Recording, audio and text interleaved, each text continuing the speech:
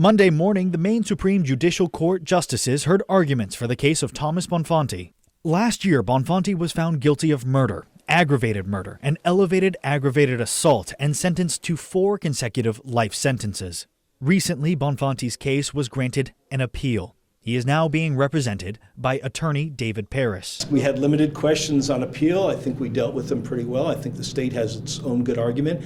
And again, I would impress that the justices asked some very good, compelling questions, and we'll see where they come with a written decision. Paris argues this case isn't just about his client. He says it's about constitutional rights. Well, the arguments before the law court today really resolved around Fifth Amendment rights, the right to remain silent and the right to not invoke self-incrimination. There was a public safety exception to that, but we argued that the invocation of the Fifth Amendment right went far beyond what came in as the invocation of the public safety exception.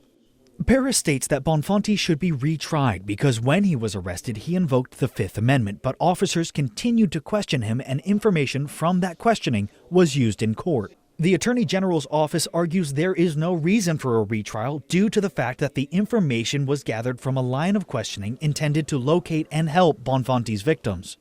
They also argue there was so much evidence to incriminate Bonfanti that any information gathered after his invocation of the Fifth Amendment could be considered as supplemental.